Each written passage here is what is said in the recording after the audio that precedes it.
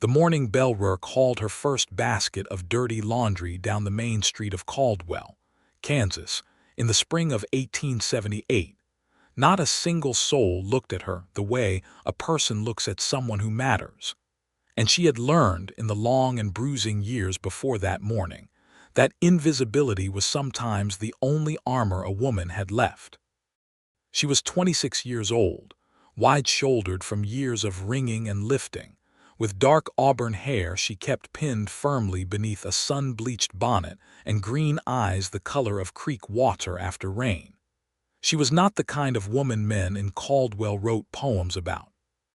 She was the kind of woman men in Caldwell handed bundles of stinking shirts to without meeting her gaze, sometimes without even a thank you, and she accepted those bundles, and she carried them back to the small property she rented at the edge of town, where her two great iron washtubs sat beside the well, and she set her jaw and she worked. Caldwell in 1878 was a cattle town on the southern edge of Kansas, sitting right along the Kishom Trail like a knot in a rope.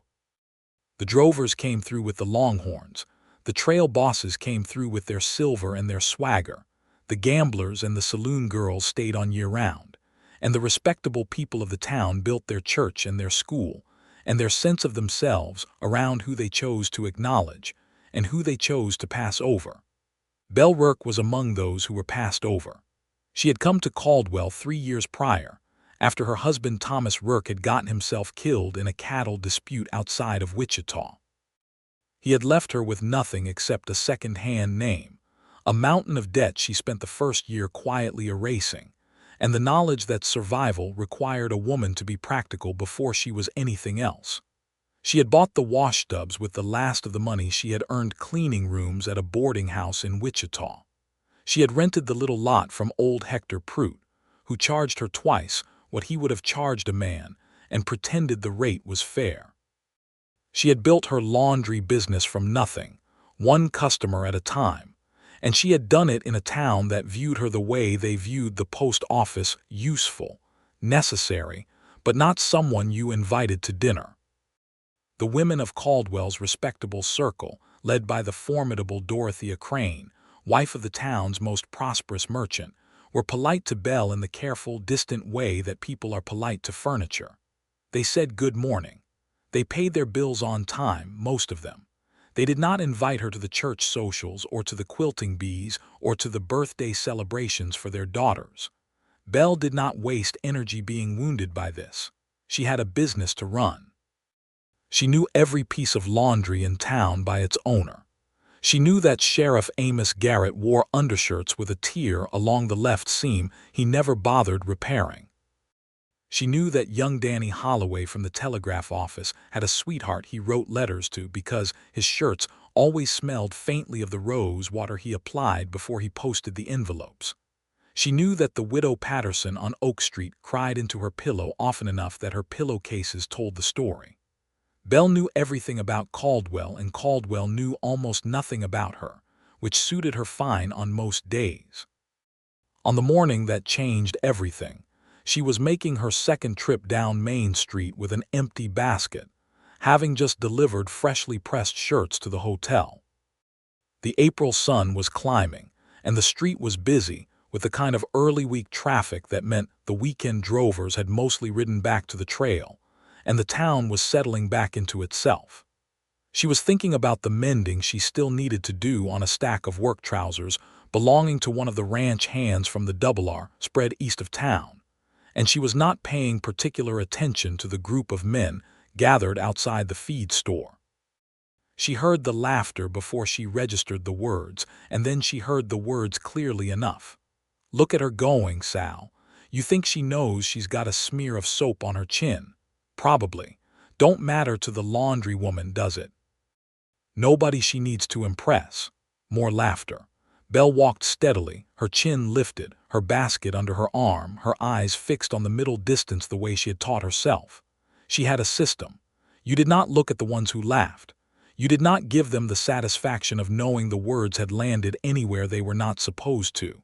She was 3 steps past them when she heard a different voice cut through the laughter, low and carrying and not particularly amused. I'd recommend you two find something worthwhile to do with your time." The laughter stopped. Belle did not stop walking, but something in her slowed, a quiet internal hesitation, and she glanced sideways without fully turning her head.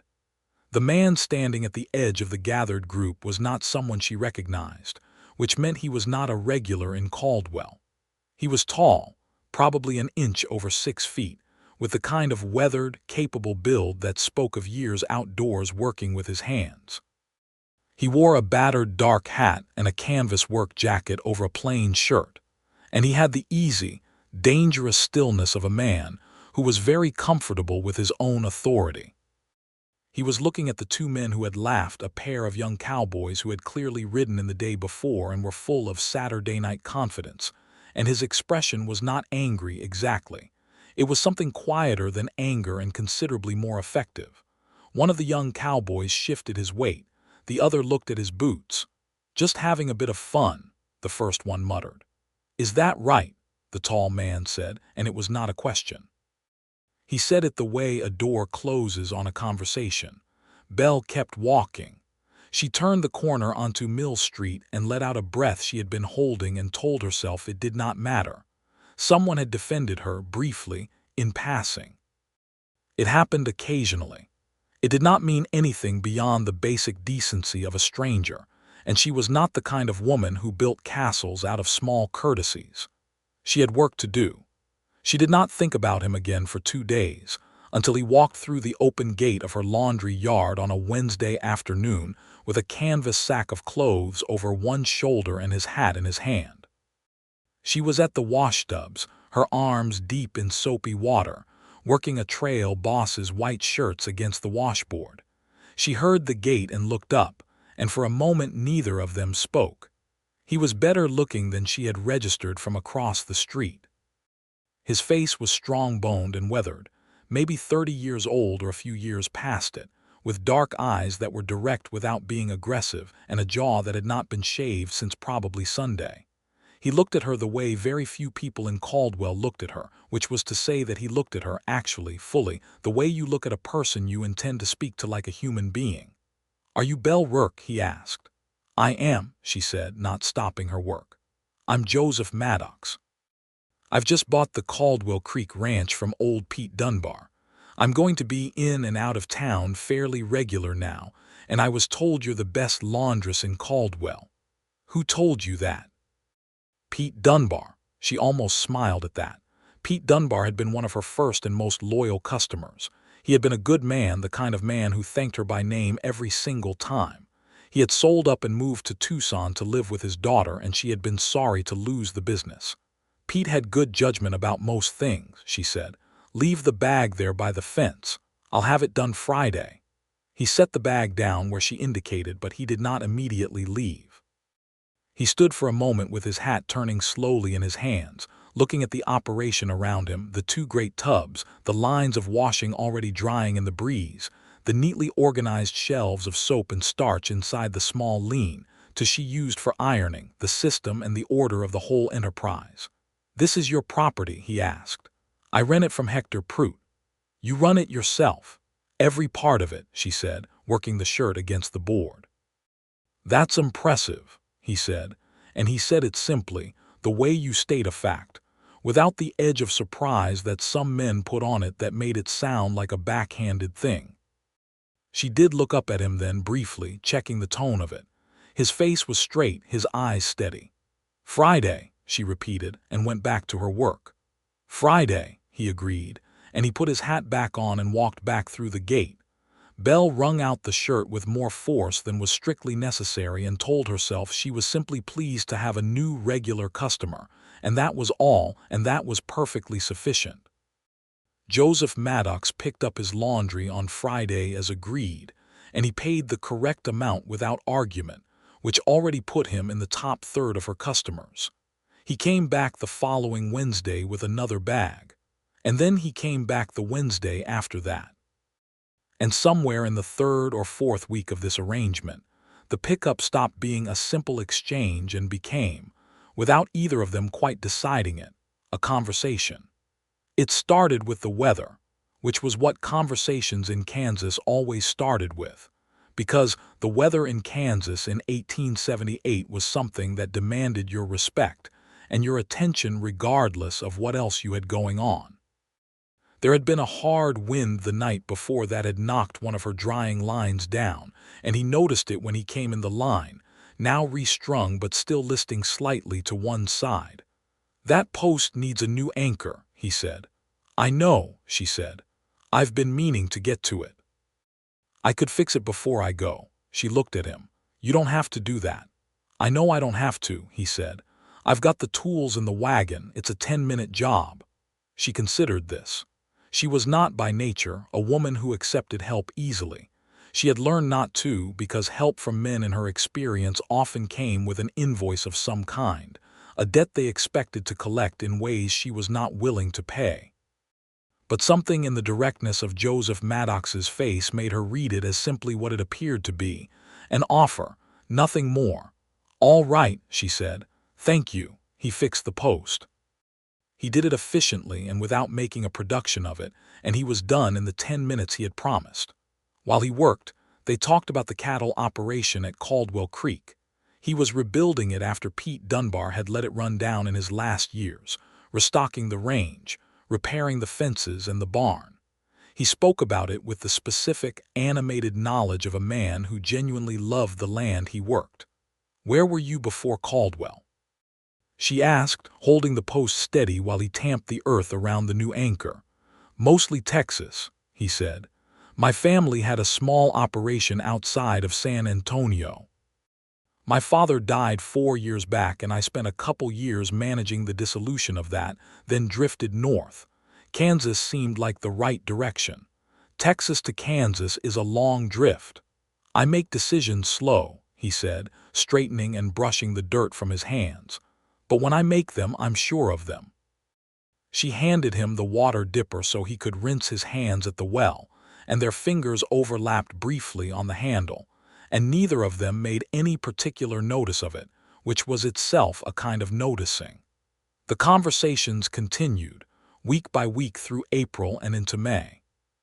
He told her about the Caldwell Creek Ranch, 40 acres of good grass along the creek bottom, a decent main house that needed some work, a bunkhouse for the 2 hands he had hired, a barn he was proud of. She told him in the careful, measured way she had of releasing information about herself, a little about her years in Wichita, about how she had built the laundry business from nothing, about the satisfaction she found in work that was tangible, that you could see and feel and measure. He listened to her. That was the thing. He listened the way so few people listened, without waiting for his turn to speak, without looking elsewhere while she talked. He listened as though what she said was worth the effort of hearing. In May, she began to notice things she had been ignoring. The way he managed to find some small reason to linger a few minutes beyond the exchange. The way his expression changed when she said something wry or unexpected, a quickness, a warmth at the corners of his eyes. The way he always addressed her as Belle, never Miss or Ma'am or worse, laundry woman, but always simply Belle, her actual name, said with the unconscious ease of someone who thought of her as a specific and particular person. She noticed these things and she put them away in the back of a drawer in her mind, and she did not take them out and examine them because she was a practical woman, and practical women in her situation did not build hopes out of the way a man said their name. She had customers to serve and bills to pay and a reputation in this town that was, if not warm, at least reliable, and reliable was worth protecting. Then the incident at the Mercantile happened, and everything shifted. It was the 2nd week of May. Belle had gone to Crane's Mercantile for a supply of washing soda and a new scrubbing brush, and she had her purchases on the counter and was counting out her coin when Dorothea Crane and 2 of her circle came in behind her.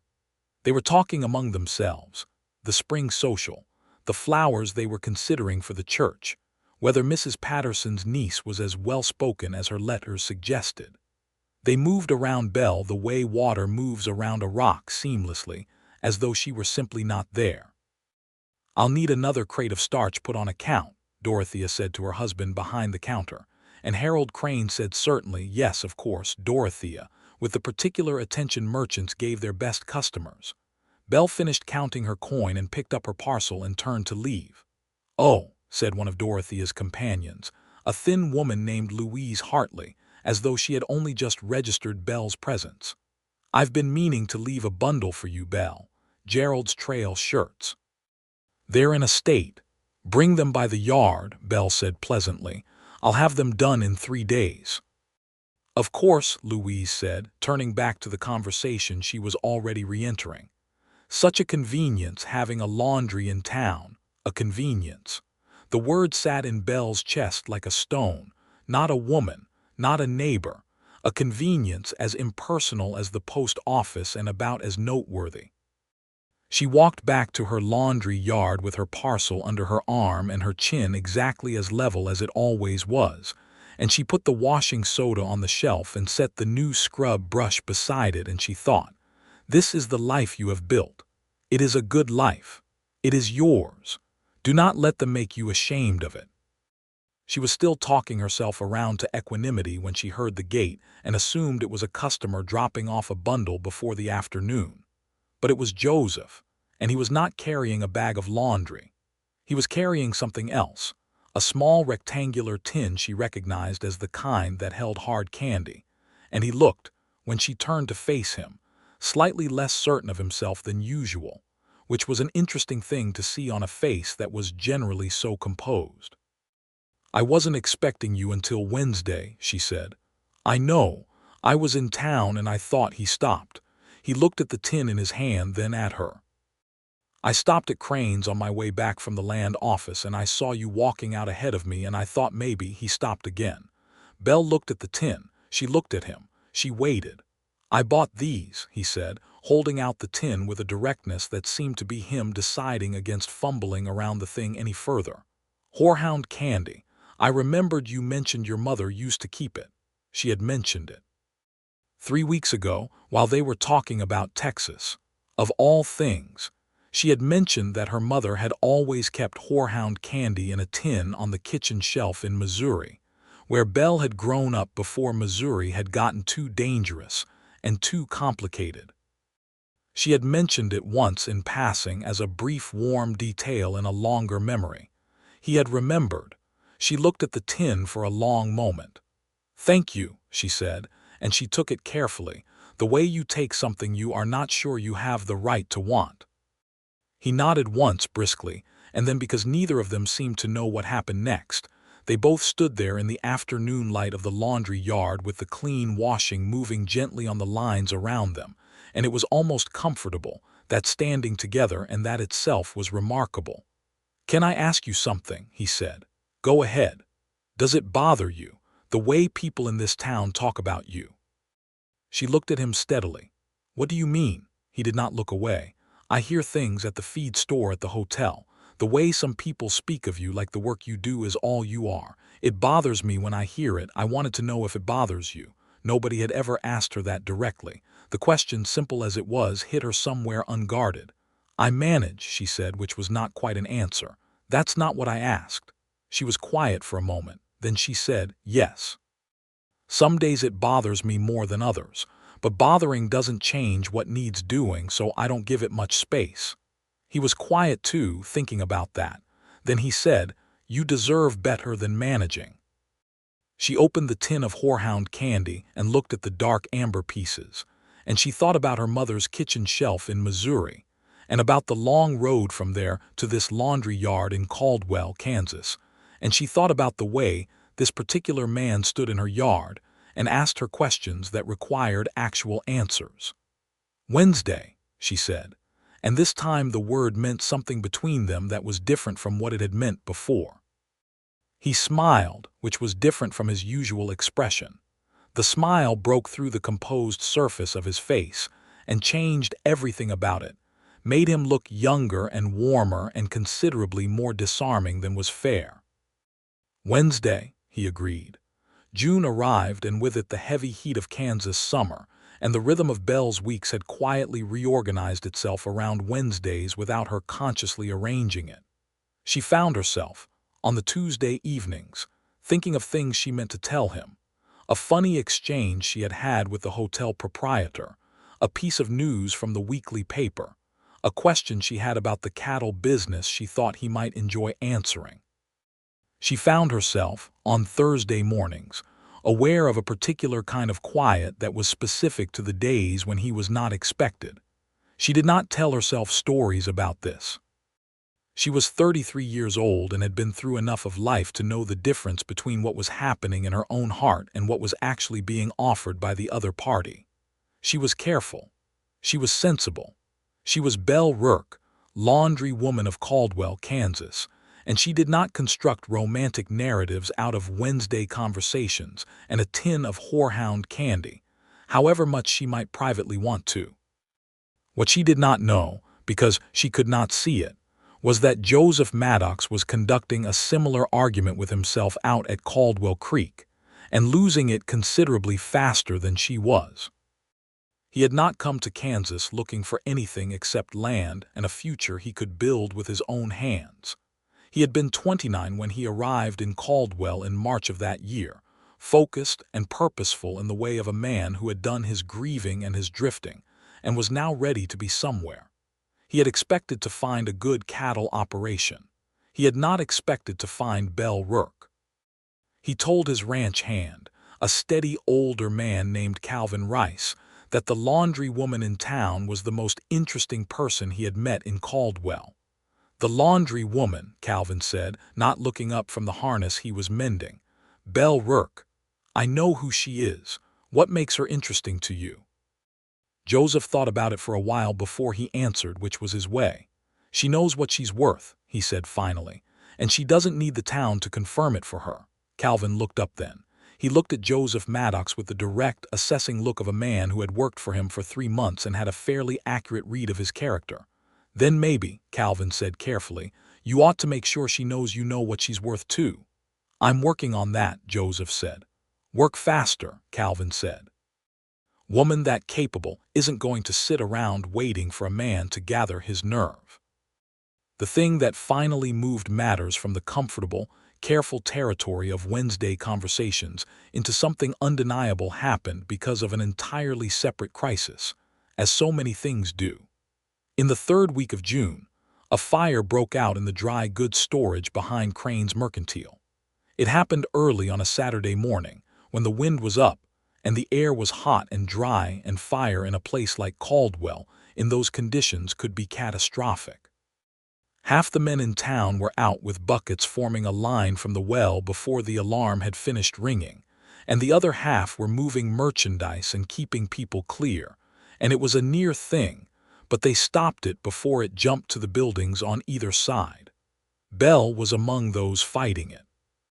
She arrived at the well with 2 of her large washing pails before most of the respectable ladies of Caldwell were even out of their houses, and she worked the line without being asked, hauling water and passing pails with a capable efficiency that kept the men around her moving well.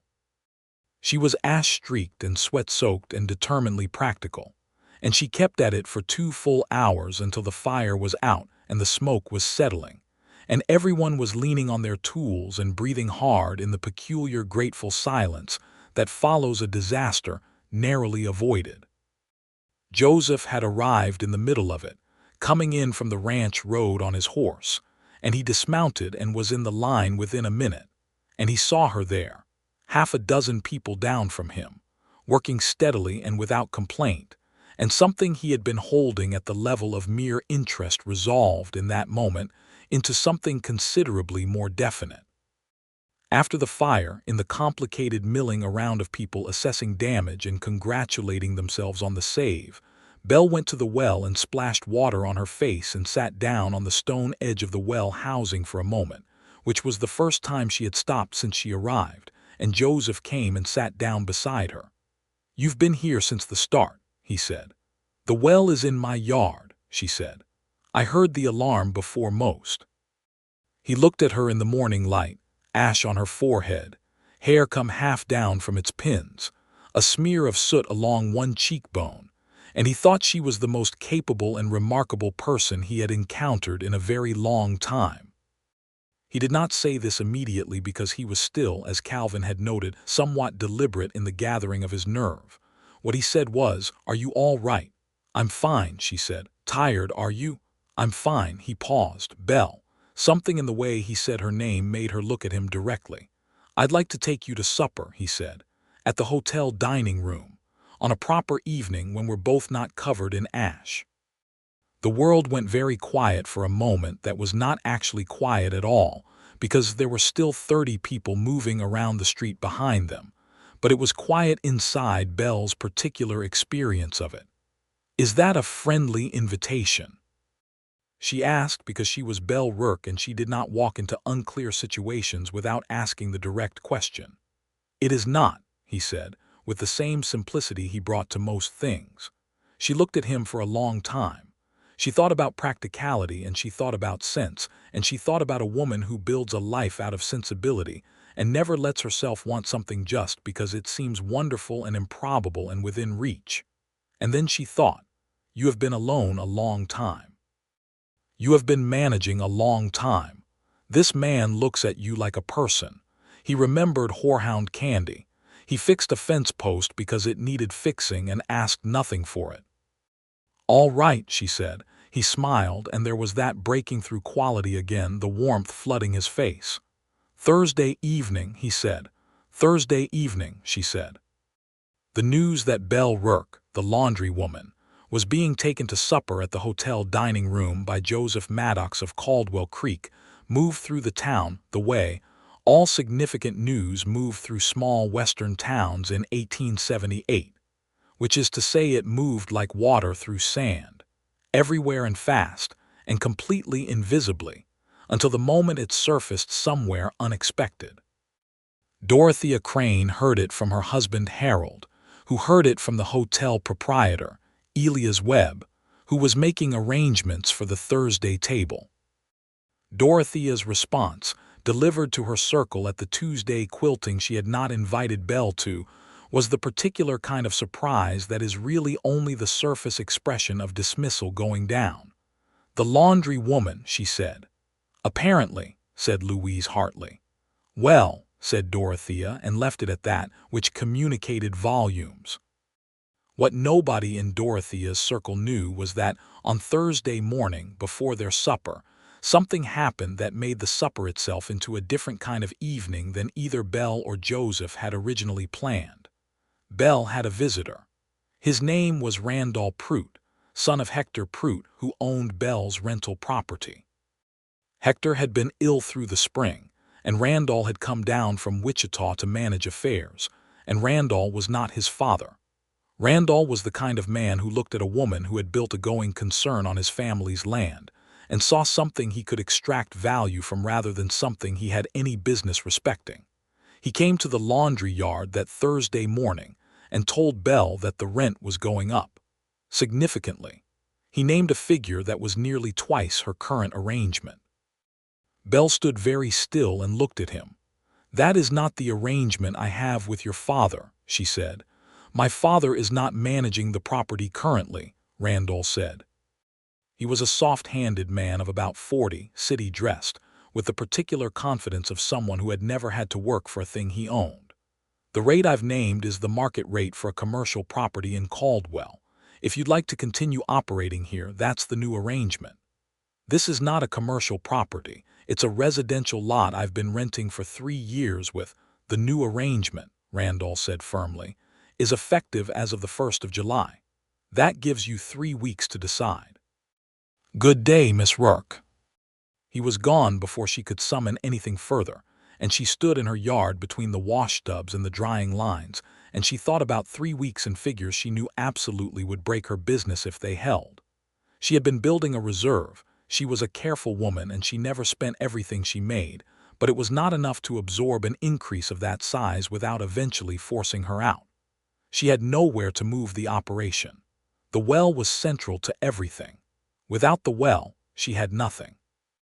She thought about this for a long time, and then she went inside and braided her hair and put on her good dress, which was the dark green wool she had owned for 4 years and still looked well because she maintained her things, and she walked to the hotel at 7 o'clock in the evening and met Joseph Maddox in the dining room. He was there before her, which she noticed. He had cleaned up considerably from their usual interactions, shaved properly, good shirt under a dark vest, hair combed with some effort. He stood when she came in, which was the kind of courtesy she noticed, because it was not always extended to her. "You look lovely," he said, simply, matter-of-factly, like it was an observation rather than a compliment requiring a performance. "Thank you," she said, sitting down. She had decided on the walk over that she was not going to tell him about Randall Prout. This was her evening, and she was going to allow herself to have it without the weight of that problem sitting on the table between them. She had enough experience with problems to know they did not dissolve if you looked away from them for an evening, but they also did not worsen. They would be there tomorrow, exactly as they were today. Tonight could be something else, and it was something else. The hotel dining room was the best establishment in Caldwell, which was not saying something dramatic. It was a room with 6 tables and decent oil lamps, and a kitchen that produced a passable beef roast on Thursdays. But it was the nicest place in town, and the fact that she was in it, across from a man who had deliberately brought her there, was not lost on her. They talked easily, as they always did, but it was different now that the terms had been stated. There was a permission in the conversation that had not been there before, and it opened things that the Wednesday exchanges had been quietly approaching for months. He told her about growing up in Texas, about his father who had been a hard man but a fair one, about the way the land outside San Antonio had felt like something personal and irreplaceable to him. She told him about Missouri, about the childhood that had been mostly good until it wasn't, about the journey west that had felt like running away, and then, gradually, like choosing something. She told him about Thomas Rourke, briefly and honestly, that it had not been a happy marriage, that his death had been a grief of a particular kind that was not uncomplicated, and that she had made something of the life that came after it, and she was not ashamed of it. "You shouldn't be," he said. "I'm not," she said. "I just wanted you to know the shape of it." "Why?" he asked. She thought about how to say it. "Because I think you're a direct person, and I think you respect directness in return, and I think it matters that you know who you're having supper with." He looked at her, and the warmth in his dark eyes was something that reached across the table without touching her, but she felt it nonetheless. "I know who I'm having supper with," he said. "I've been paying attention for 4 months." She felt her cheeks warm, which was not something that happened to her ordinarily. She had not blushed in so long she had half forgotten the sensation. "4 months," she said. "Since the first Wednesday," he said. "Since you were at those washtubs and told me to leave the bag by the fence in a tone that made it very clear you were not a woman who required anything from anyone, and I thought that was the most interesting quality I'd encountered in a long time." She looked down at her plate for a moment, gathering herself, and then looked up. "I have a problem," she said. And then, despite having decided not to, she told him about Randall Prout. He listened the way he always listened, without interrupting, without immediately offering solutions before she had finished stating the situation. When she was done, he was quiet for a moment. "What do you want to do?" He said, "I want to find a way to keep my business where it is without paying Randall Prout a figure that makes it pointless to run," she said. "Do you have any recourse with Hector's original agreement?" "It was a verbal arrangement," she said, "which I know that's a vulnerability. I should have had it written at the start.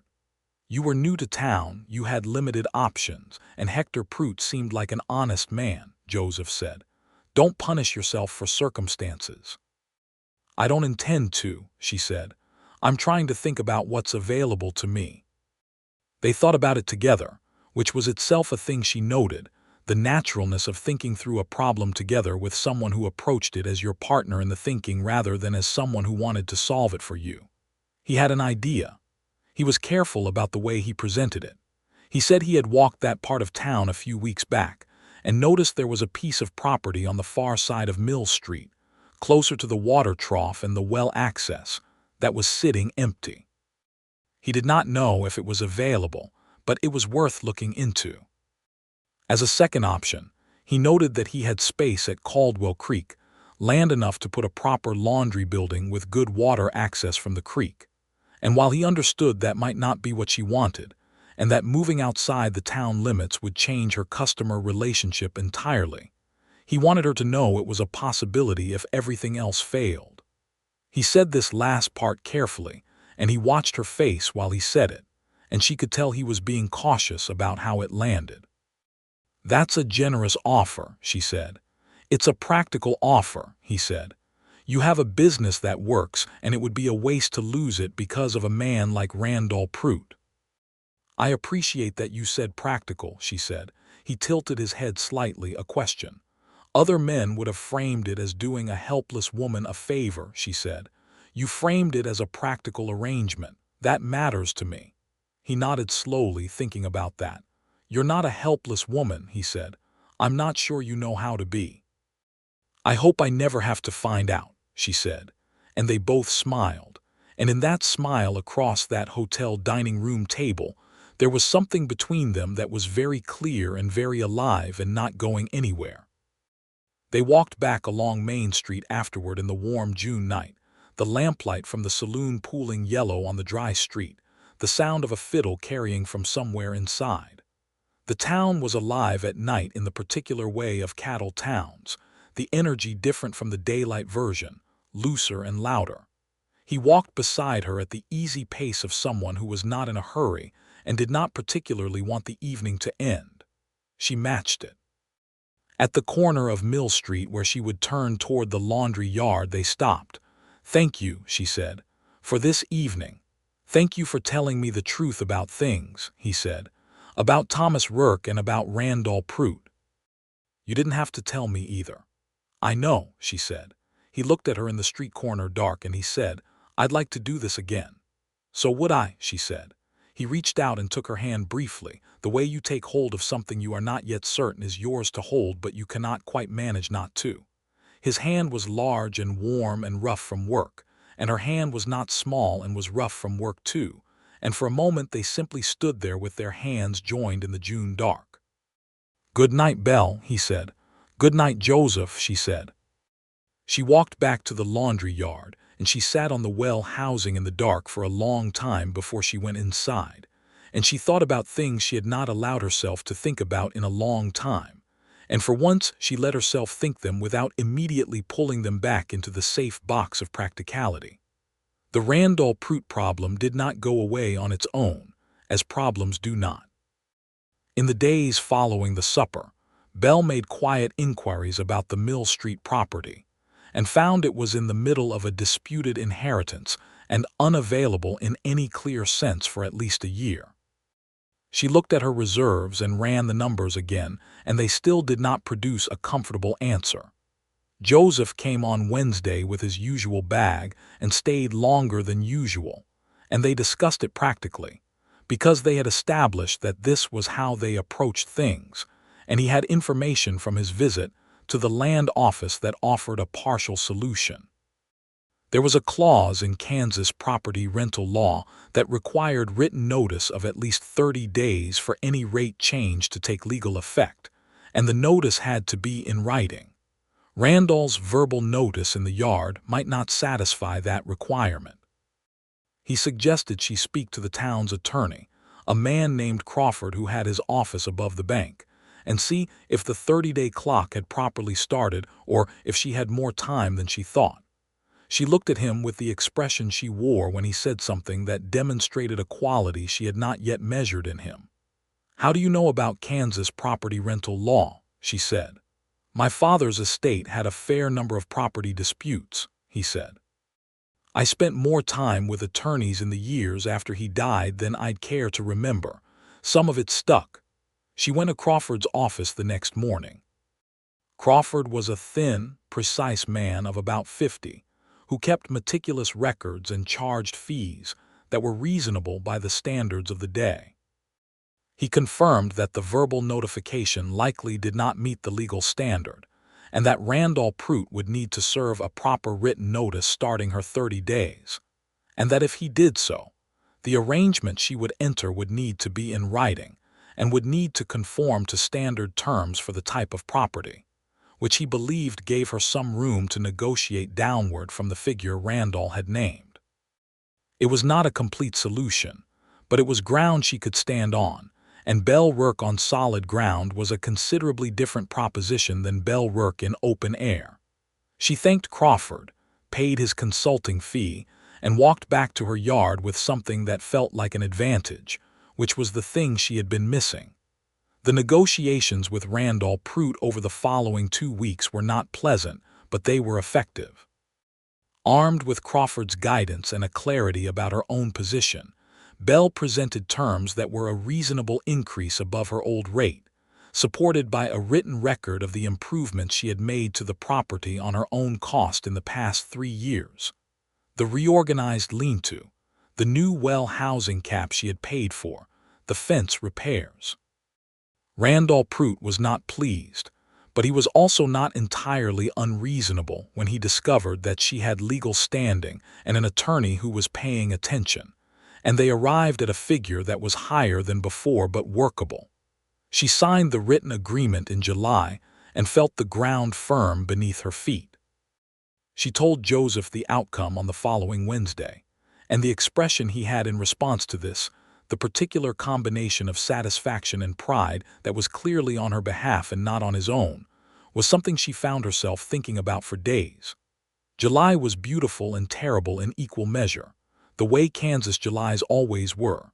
The sky enormous and brilliant blue, the heat pressing down like a hand, the prairie grass going golden and the creeks dropping in their banks.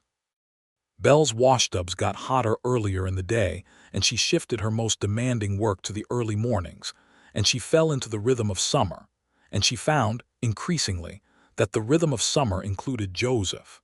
He began to stop by on days other than Wednesdays. Not every day, and never without a reason. He was not a man who manufactured excuses. He simply arrived with genuine ones. He needed a shirt turned around quickly before a cattle buyer came from Wichita. He had heard from Calvin Rice that she'd had trouble with the new washing mangle she had bought second-hand, and he thought he could have a look at the mechanism. He had been at the feed store and passed right by her yard on the way back and thought he would stop. The thought he would stop visits were her favorite, she admitted to herself privately, because they were the ones where he had no reason except the one he said, which was that he had been close and he preferred her company to the road back to the ranch. On a Thursday afternoon in mid-July he stopped by and found her in a state of unusual distress, though she was containing it in her characteristic way, which meant a person who did not know her well would not necessarily see it. He knew her well enough by now. "What's happened?" he said, setting his hat on the fence post. She had a letter. It had come with the morning post from a cousin in Missouri, a cousin who was the last remaining person in her family she had any thread of connection to, informing her that the cousin's mother, Belle's Aunt Vera, who had been the closest thing Belle had to a remaining maternal figure after her own mother died, had passed away in the spring. The letter had been slow in finding her, forwarded from an old Wichita address. It was not fresh grief exactly. It was the particular kind of grief that arrives late and therefore lands at an unexpected moment, and Belle had been sitting with it all morning between the washtubs and the mangle and the stack of mending, and not quite getting on top of it. She showed him the letter. He read it. He folded it and handed it back, and then he sat down on the low bench along the lean-to wall and he said, "Tell me about her." Belle sat down too, not at the washtubs, not working, just sitting, which was unusual enough in the middle of a workday that it told him everything about what it had cost her to let herself do it. She told him about Aunt Vera, about the way Aunt Vera's kitchen had always smelled of something cooking, about the tin of horehound candy on the shelf, about the way Vera had said Belle's full name, Annabelle, her proper name, which she had shortened to Belle after Thomas Rourke began using it in a way that made her not want to be Annabelle anymore, with a warmth and a weight that meant you were recognized and particular and specifically loved. He listened through all of it, and he did not offer any of the standard consolations that people offered, the she is in a better place remarks or the she lived a good life remarks. He said, "She sounds like someone who saw you clearly." "She did," Belle said. "Not many people have." He looked at her then with the directness she had catalogued and recatalogued over these months, the quality that made conversation with him feel like the opposite of the invisibility she wore in Caldwell, and he said, "I see you clearly." The afternoon was hot and still, and the washing moved slowly on the lines, and she looked back at him and thought, "Yes, I know you do. That's the entire problem." She did not say that. What she said was, "I know," which was, in its brevity, everything. He reached over and took her hand, which he had done once before, briefly, in the dark of Mill Street at the corner. He held it now in the daylight, both of them sitting on the bench along the lean-to wall with the laundry yard stretched before them, and it was not dramatic or embellished. It was simply his warm, rough hand around hers, and she did not pull away. "I'm sorry about your aunt," he said. "Thank you," she said. They sat like that for a while. August arrived, and with it came the Kishom Trail droves in their late summer flush. Thousands of longhorns moving north through the cattle pens at the edge of Caldwell. The drovers streaming into town with months of trail dust, and earned money and intentions both good and bad. It was Belle's busiest season, the time when the laundry yard ran from first light to near dark, and she worked herself to the bone and built the reserves that kept her comfortable through the slower winter months. She also, during this particular August, navigated a social situation that demonstrated with unusual clarity the position she occupied in Caldwell and the way things were shifting.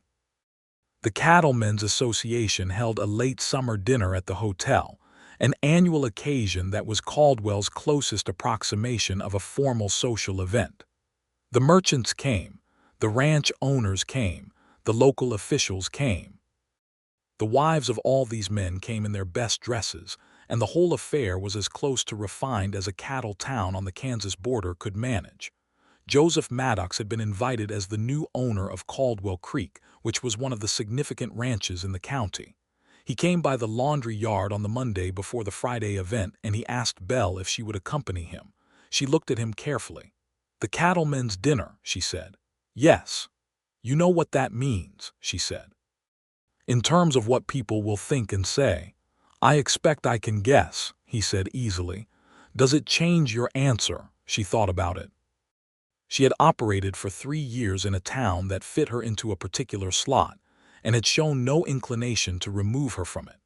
She was not naive about what it would mean to walk into the cattlemen's dinner on the arm of Joseph Maddox, a man who was already establishing himself as a figure of consequence in the county. It would be talked about.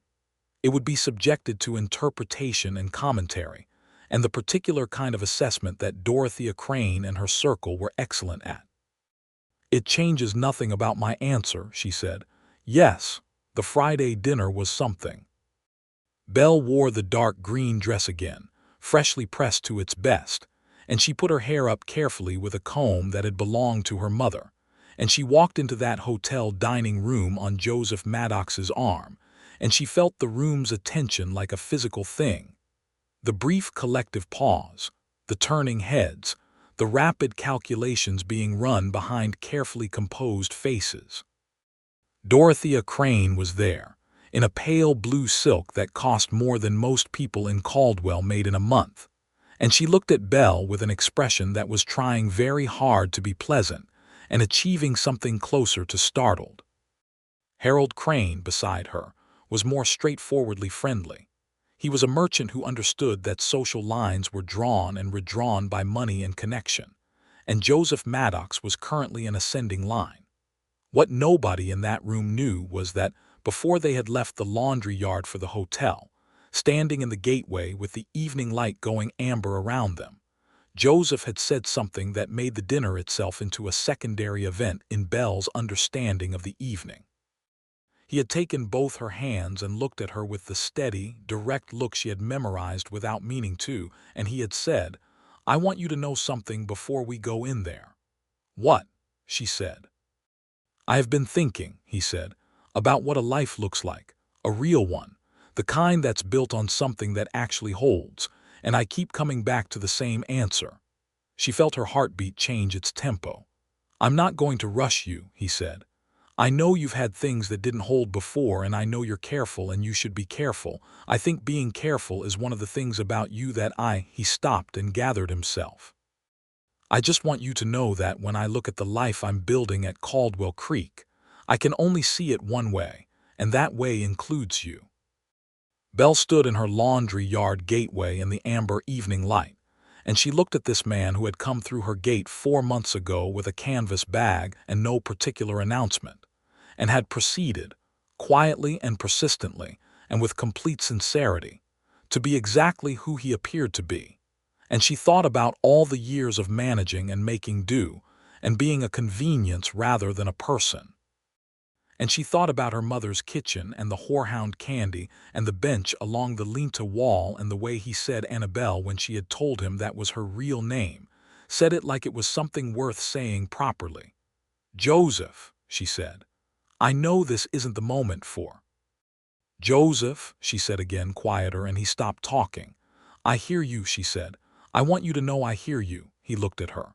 "I'm not there yet," she said, "in terms of knowing what to do with it, but I want you to know that I hear you." He exhaled slowly, and a kind of tension left his face that told her he had been holding it for a while. "That's enough," he said. "That's all I needed." They walked to the dinner together, and whatever was happening between them moved into the hotel dining room with them like a third presence, quiet and warm, and not requiring anyone's permission. In the middle of the dinner, with the tables arranged for 30 and the beef roast being served, and the cattlemen talking about prices and the dry summer and the state of the trail, something happened that Belle would later mark as the moment the town's understanding of her shifted. She was talking with the man on her left, a rancher from down near the Oklahoma border named Hartwell, about water rights, because Hartwell had heard she had successfully navigated a property negotiation earlier in the summer and had wanted the details. She was explaining clearly and precisely what she had done and what Crawford the attorney had advised, and she was, in her characteristic way, knowledgeable and direct, and not given to false modesty about her own ability to manage a complex situation. Across the table, within clear earshot, she heard the beginning of a conversation she recognized. It was Louise Hartley, saying something to the woman beside her in the particular modulated murmur of women who want to be overheard while maintaining the pretense of privacy, a skill Belle had observed many times.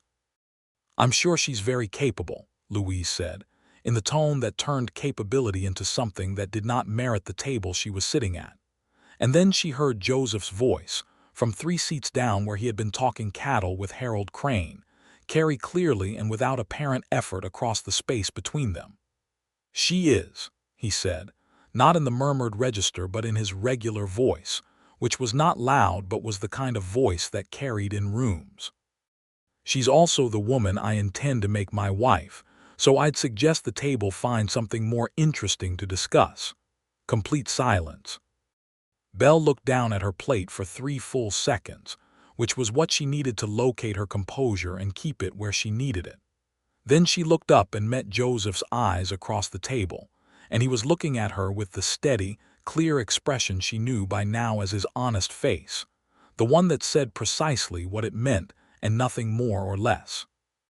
She thought, "I am sitting in the Caldwell cattlemen's dinner, and this man has just announced his intentions in front of 30 people who have been passing me over for 3 years, and he is looking at me like he is completely certain of himself, and I know him well enough by now to know that he is." She looked back at him for a long moment, and then, in a voice that was quiet but entirely audible in the silence of the room, she said, "That would be something worth discussing."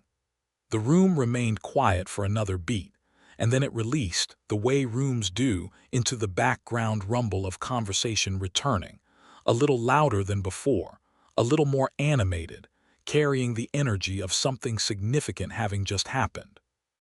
Hartwell on her left cleared his throat and said something about the water rights follow-up, and she answered him, and the dinner continued, But underneath the dinner something had changed irrevocably. She did not sleep much that night. In the morning she sat in the laundry yard before the sun had fully cleared the horizon, with a cup of coffee she had made on the little stove in her back room, and she sat on the bench along the lean-to wall, and she did what she had been avoiding doing for months, which was to let herself want the thing she wanted and see if it survived the examination. She wanted Joseph Maddox. She wanted the partnership she could feel the shape of, the specific life she could see in outline, the ranch, the work, the conversations that went deep and the comfortable silences, the hands that built things and the man who thought she deserved better than managing. She wanted to be Annabelle to someone again. She also knew herself. She knew she had been wrong before wrong about Thomas Rourke, who had seemed like one thing and turned out to be another, who had taken her away from Missouri with promises and delivered considerably less. She knew the cost of choosing poorly. She knew the years it had taken to rebuild what that cost had taken. But she also knew, and this was the thing she had been careful and sensible about for too long, she knew the difference between Thomas Rourke and Joseph Maddox. She had 4 months of Wednesdays and Thursday evenings, and bench sitting and letter reading and hand holding in the June dark to draw the comparison from. She had watched him under ordinary conditions and under pressure. She had watched him with his workers and with difficult customers at the feed store and with her when she was upset, and when she was practical, and when she was funny, and when she was tired. She had watched him be exactly who he said he was, every time, with a consistency that was not the sameness of someone with nothing inside him, but the reliability of someone who knew himself.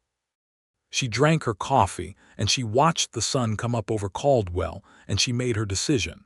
He came on Wednesday, as always.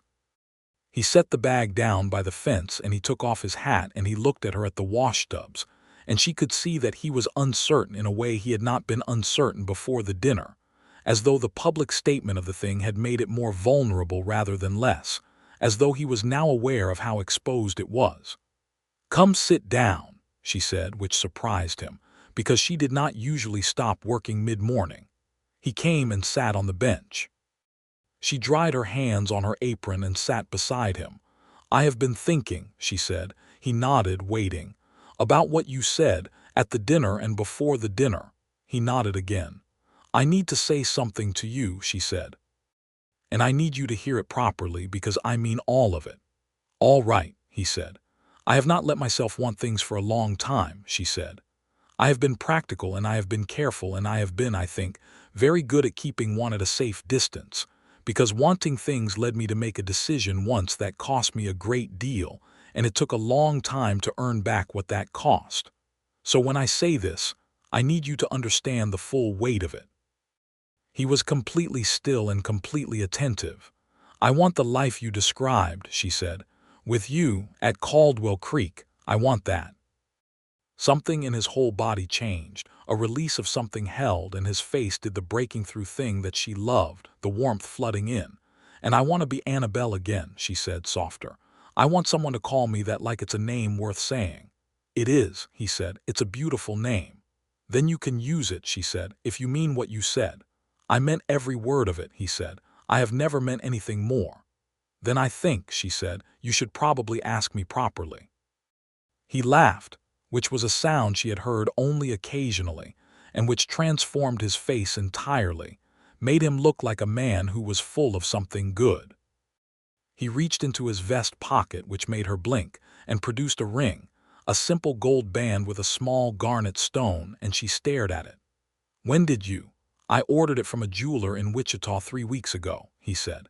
"In July. I wasn't going to rush you, but I also wasn't going to be unprepared." 3 weeks ago," she said, and something about that made her chest ache in the best possible way, the specific ache of being known by someone who paid attention. "Annabelle Rourke," he said, and in his voice the name was everything she had wanted it to be, weighty and warm, and said like she was particular and specifically worth saying. "Will you marry me?" She looked at the ring. She looked at his face. She thought about 4 months of Wednesdays and a tin of horehound candy, and the way he had said, calmly and publicly, that she was going to be his wife before she had even given him a definitive answer, the confident, certain declaration of a man who knew what he wanted and was prepared to own it publicly regardless of the audience. "Yes," she said. "Yes, I will." He put the ring on her finger, and it fit, which seemed right, and then he put both her hands between his and held them for a moment with the careful, deliberate attention of someone who knew the value of what he was holding. They told Calvin Rice first when they drove out to Caldwell Creek that afternoon, because it felt right, and because Calvin had been the one who told Joseph to work faster. Calvin received the news with an expression of profound satisfaction and shook Belle's hand with both of his, formally and warmly. "I'll be honest," Calvin said. "I was beginning to worry he'd miss his moment entirely." "I had it very much in hand," Joseph said. "You did in the last week," Calvin said. "The 8 weeks before that were considerably less certain." Belle looked at Joseph with an expression of interested amusement.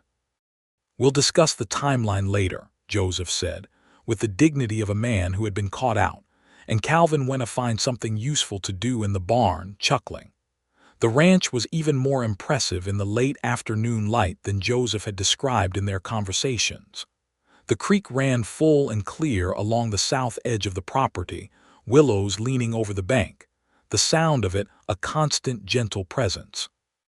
The main house was solid and larger than she had imagined, 2 stories of good timber and stone, a proper kitchen with a range, a wide porch running the full front width, windows that caught the late sun and held it. She stood on the porch and looked out across the grassland toward the creek and the low hills beyond, and she thought, "This is a place a person could live in. This is a place a person could mean." He stood beside her and let her look. He did not fill the silence with commentary. He simply stood there with her while she took it in, and that was exactly right. "It needs work," he said eventually. "Most things worth having do," she said. He reached over and took her hand, and they stood together on the porch of Caldwell Creek Ranch in the long, late afternoon light of an August day in 1878. And it was, Belle thought, the most specifically peaceful moment she had experienced in longer than she could clearly remember. The announcement of the engagement moved through Caldwell with the same underground speed as everything else, and the town's reaction was a mixture. Many people were genuinely warm, Elias Webb at the hotel, Crawford the attorney who had helped her navigate the Prout matter, old Sheriff Amos Garrett, who was one of her long-standing customers and who shook Joseph's hand, and told him he was a lucky man and meant it. Pete Dunbar's old friends in the ranching community received it as natural and appropriate, Joseph having established himself quickly as someone of substance. Dorothea Crane was polite in the specific, careful way of someone reorganizing a position rapidly. She stopped by the laundry yard in the second week after the announcement, which was unprecedented, and made a production of examining a tablecloth she had brought for pressing and said, with a significant effort at warmth, that she supposed the fall season would be good for a wedding, and that she hoped Belle would find Caldwell a welcoming place in her new circumstances. Belle thanked her with the perfect, pleasant composure of a woman who had survived 3 years of invisible furniture and emerged from the other side intact. "I've always found Caldwell welcoming enough," Belle said, which was true in the limited sense she meant it, and which communicated everything it needed to communicate. And Dorothea recognized it and respected it the way powerful women sometimes respect each other when they stop pretending. And something shifted between them that was not warmth exactly, but was a functional mutual recognition. Louise Hartley came separately and was more genuinely uncomfortable in her apology, which came out sideways and imprecisely, but was clearly intended as one. Belle accepted it without making it harder than it needed to be. She was not a woman who held grudges as a hobby. Grudges were heavy things to carry when you had work to do. She had a decision to make about the laundry business. She and Joseph discussed it with full honesty, sitting at the table in the Caldwell Creek kitchen on a Sunday morning a week after the engagement, with coffee between them and the whole prairie visible through the kitchen window. "I don't want you to give it up unless you want to," he said. "I've been thinking about that," she said. "There are things about it I love, the independence of it, the fact that it's mine. But there are things I want more. Tell me." "I want to be here," she said, looking at the window at the grassland and the creek in the distance. "I want to be part of building this. I want to be your partner in this." She paused. "And I want eventually the other things." He looked at her quietly. "Children," he said. "If that's something we can have," she said. "Yes." "I want that too," he said. "Very much," she nodded. "So I'll close the laundry yard," she said. "I'll give the customers plenty of notice and make sure they have alternatives. It's a decision I'm making, not a thing that's happening to me. That matters to me." "I understand that," he said. "And I want you to know, Annabelle, whatever you build here, whatever the ranch becomes, it will be as much yours as mine. We will build it together." She thought about the word together for a moment, the specific weight of it, the way it felt so different from the life she had been leading for the past 3 years. "Together," she agreed. They were married on the 15th of October, 1878, which was a Saturday, in the small whitewashed church on Caldwell's main road. It was not an elaborate wedding by any standard, because Belle had no family to fill pews, and she had never been a woman who valued elaborate over meaningful, and they both agreed that meaningful was the target. Calvin Rice stood with Joseph. A woman named Martha, a seamstress who had been one of Belle's few genuine friends in Caldwell, a quiet, kind woman who had taken her first cup of coffee with Belle on a Tuesday morning 2 years back, and made a small, consistent point of treating her like a neighbor, stood with Belle. The dress was not green wool. It was a deep ivory cotton she and Martha had made over 2 weeks, with small pearl buttons down the front, and a collar of hand-worked lace that Martha had contributed from her own supplies as a wedding gift, and it fit her exactly right, which was Martha's gift and skill. Joseph was waiting at the front of the church when she came in on Sheriff Garrett's arm. Garrett had offered, quietly and without ceremony, when he heard there was no one to walk her in, and she had been grateful in a way she could not quite express. And the expression on Joseph's face when he saw her was something she would hold for the rest of her life. It was not complicated or performed. It was simply the direct, fully present expression of a man who was looking at the woman he loved and could not quite believe his luck. She could not quite believe hers either. The vows were the traditional ones, solid and old, the words worn smooth with use across centuries, and they said them clearly and without hesitation. When the Reverend pronounced them married, and Joseph took her face in both his hands and kissed her in front of their modest assembled witnesses, Calvin and Martha and Garrett and Elias Webb and Crawford, and a few others who had come to genuinely wish them well. It was the most uncomplicated joy Belle Rourke, now Annabelle Maddox, had felt since before Missouri turned complicated. They went back to Caldwell Creek that evening as the sun went down across the Kansas grassland in one of its spectacular prairie performances, all amber and rose and deep violet at the edges, the sky enormous and indifferent and beautiful, and the ranch was lit up from inside with the lamp Calvin had left burning in the window, and Belle stood at the gate and looked at it all and thought, "This is mine now. This is home." The first winter at Caldwell Creek was a teacher. Kansas winters in the late 1870s were not gentle. They came hard off the plains with a seriousness that demanded preparation and respect. Belle threw herself into the business of the ranch with the same organized energy she had brought to the laundry yard, and discovered she had been waiting, without knowing it, for something with this much scope. She managed the household accounts with a precision that impressed Joseph, who was good with cattle and land, but admitted freely that numbers on a ledger were less natural to him. She organized the provisions for the winter with the systematic thoroughness of someone who had learned the cost of being underprepared. She was up before dawn most mornings, as she had always been, and she found in the rhythms of the ranch, the animals to tend, the meals to plan, the constant, various problem-solving of keeping a working operation going through difficult conditions, a deep, bone-level satisfaction. She and Joseph worked well together. which she had hoped would be the case based on 4 months of Wednesdays, and had not taken entirely for granted because you did not truly know how you would work alongside a person until you were doing it daily. But they matched, in the specific way that people who have both been competent alone are sometimes better together, not compensating for each other's weakness, but amplifying each other's strength. He deferred to her on the household and accounts without condescension about the deferring. She deferred to him on the cattle decisions with genuine respect for his knowledge.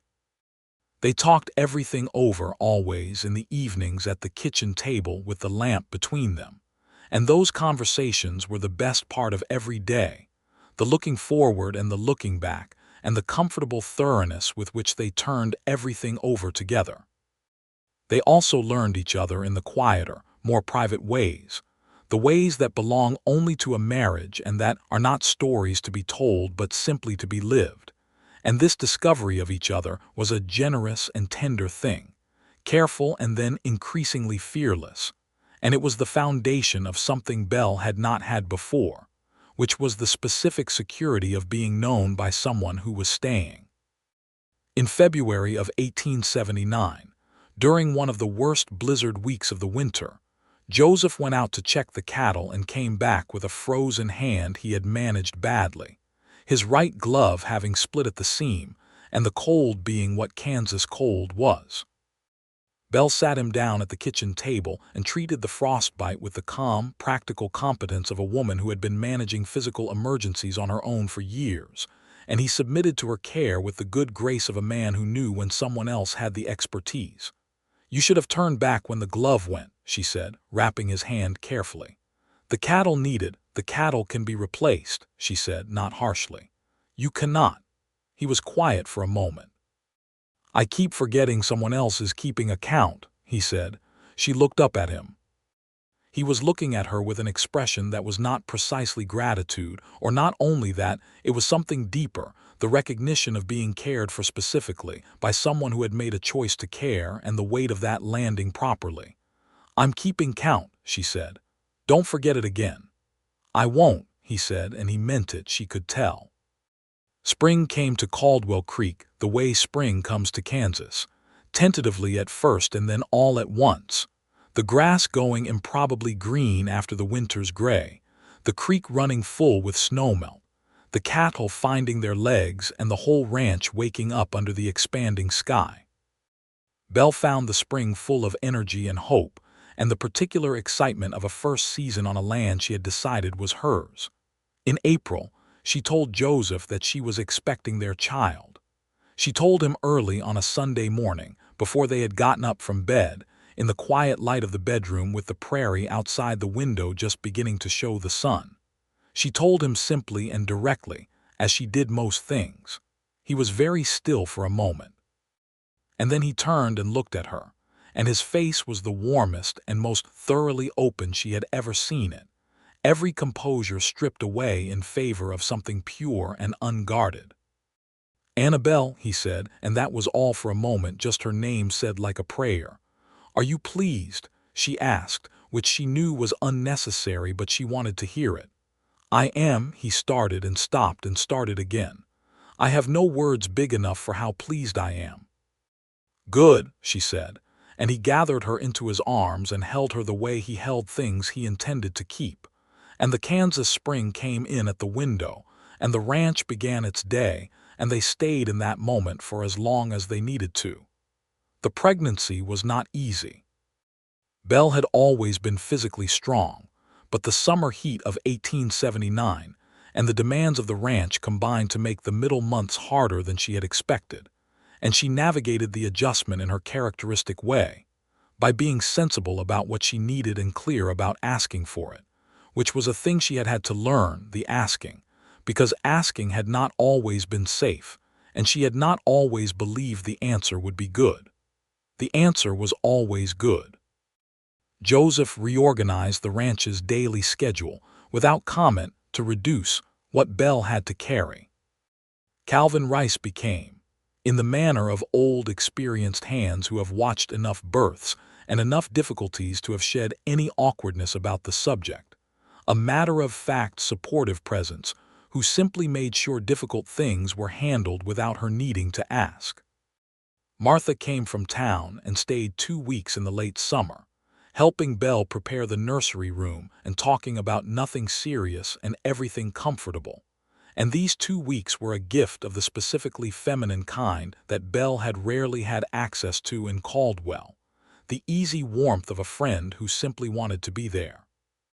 In November of 1879, on a cold, clear night with the stars over Kansas burning like they meant it, Annabelle and Joseph Maddox's son was born. He was a large, loud, entirely healthy boy, and the delivery was attended by the town's physician, Dr. Augustus Fry, who had come out from Caldwell with his bag and his calm professional manner, and managed the whole affair with competence and care. Calvin waited in the kitchen, and Joseph was after Dr. Fry made a judgment call about who would be calmer in the room with their opinion counted permitted to stay, and he stayed, and he held his wife's hand through the hardest parts with a steadiness that cost him something, she could tell, but which he did not withdraw. When the boy arrived, red-faced and furious and entirely himself, Joseph looked at him with an expression that undid something in Belle's chest entirely. He looked at this loud, arriving child the way he looked at the ranch in the early morning, like it was the whole of the world and he was the luckiest man in it. "Hello," Joseph said to the baby in a voice that was not quite steady. "He needs a name, doctor," Fry said practically. They had discussed names through the months of waiting. They had agreed on William, after no one in particular, but because it was a solid, straightforward name that suited itself and did not pretend to be anything other than what it was. William Rice Maddox, the middle name for Calvin, who upon hearing this information in the kitchen afterward sat down on the bench and was quiet for a moment in the way of a man who is managing something large and would prefer to manage it in private. "That's a good name," Calvin said eventually. "We thought so," Joseph said. William was a loud, opinionated, hungry baby who grew into a loud, opinionated, perpetually moving toddler, and then into a serious and curious small boy who asked relentless questions about everything and climbed every fence on the property. He had Joseph's dark eyes and Belle's auburn hair and his own distinct personality, which was a combination of his father's steadiness and his mother's practicality leavened by a cheerfulness that seemed entirely his own. He called Calvin Old Cal before he was 2 years old, and Calvin accepted this with all the dignity available to a man who was being addressed by a person half his height. In the spring of 1881, when William was 17 months old and had just recently discovered the particular power of the word no, Belle told Joseph there was to be a second child. He received this news with the same warmth as the first, though with the additional experience of knowing what came after the announcement and loving it anyway. "William is going to be very interested in having someone to direct," Belle observed. "Ordered around, more like," Joseph said. "He gets that from you," she said. "He gets it from his mother, who has been directing this ranch's operations for 2 years. Managing," she said, with a slight smile that meant she was thinking about something. "I manage." He reached over and tucked a strand of hair behind her ear with the ease of absolute familiarity, the gesture of a man who had learned all the geography of a particular person and was entirely comfortable there. "You do more than manage," he said. "You make it all mean something." The second child arrived in October of 1881. A girl, dark-haired from the moment she emerged, with eyes that would settle to a color between Joseph's dark brown and Belle's creekwater green, a specific shade that seemed to be entirely her own. They named her Clara Vera Maddox, the middle name for Aunt Vera, and for everything that name stood for the kitchen and the candy tin and the warmth of being known. William's interest in his sister shifted from suspicious scrutiny to something proprietary and protective within about a week, and by the time Clara was pulling herself up on the furniture, her brother was her most constant attendant, informing any adult within range about what she needed and what she preferred with the authority of someone who had appointed himself her primary expert. Belle watched her two children in the Caldwell Creek kitchen one October morning, 3 years after the wedding, with the whole ranch awake and moving around them. And she thought about the woman who had carried her laundry basket down Main Street in 1878 and been addressed as the town's convenience. And she thought about the long road from that morning to this kitchen. And she thought about Joseph, who had walked through her gate and been exactly who he appeared to be, and had not once made her regret believing that. He came in from the early morning work, smelling of hay and cold air, and he came directly to where she was standing at the stove, and he kissed her temple with the unhurried affection of a man entirely at home in the particular geography of this life. And he looked over her shoulder at the children at the table, and he said good morning to each of them by name, with the specific attention he gave to everything.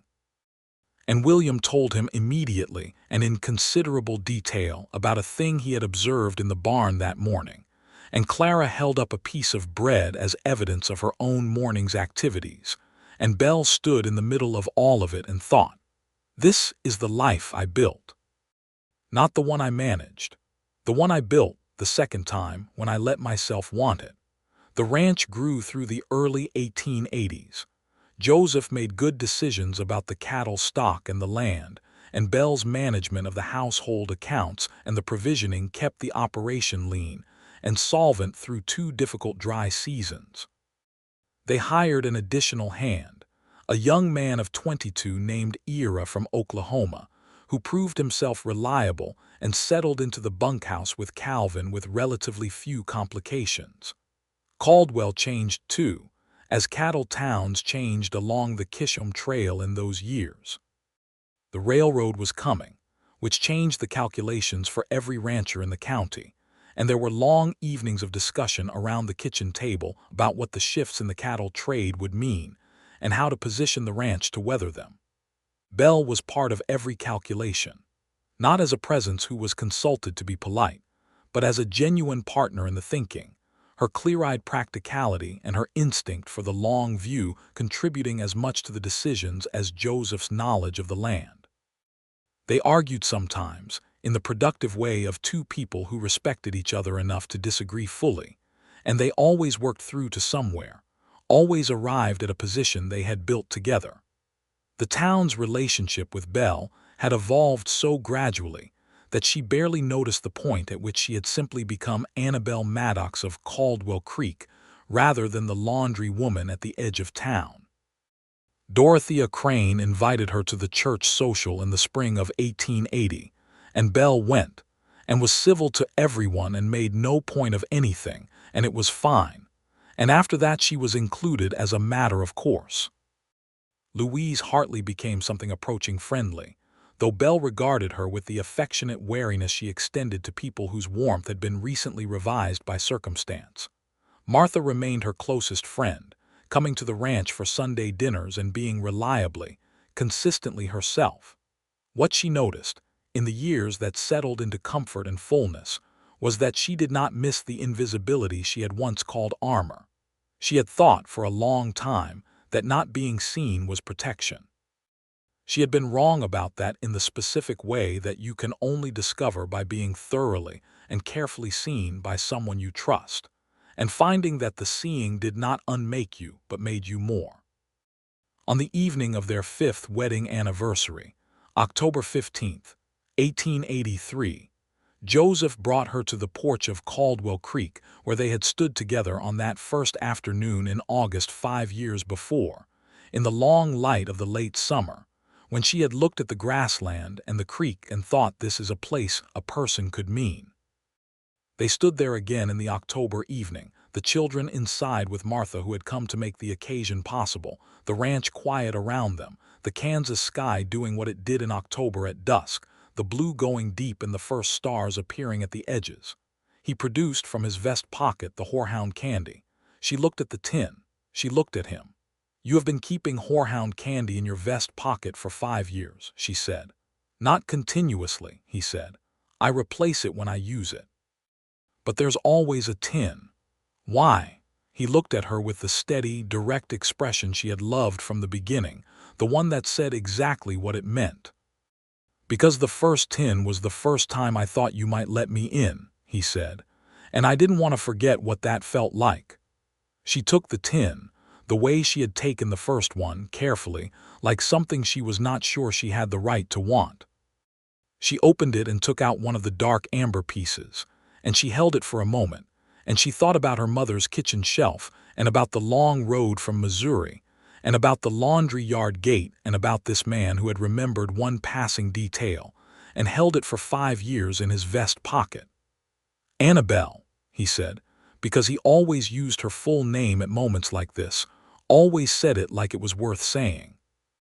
"I know," she said. "I love you," he said. "I want you to know that I know how fortunate I am." "So do I," she said, "both parts."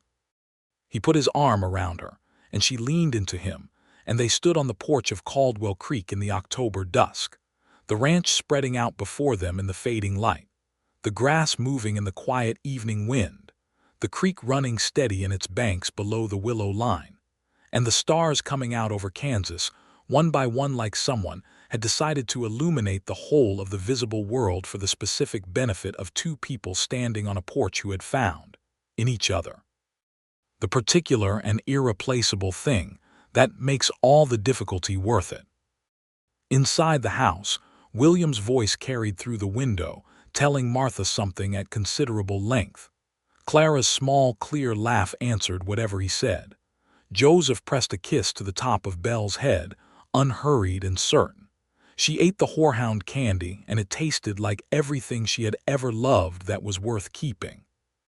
The sun went down over the Kansas grassland, and the stars took the sky entirely, and the ranch settled into the quiet evening sounds of a working place at rest. And Annabelle and Joseph Maddox stood together on their porch as they had stood on 100 evenings before this, and would stand on 100 evenings after, in the full knowledge of what they had built, and what it was worth, and that it was theirs.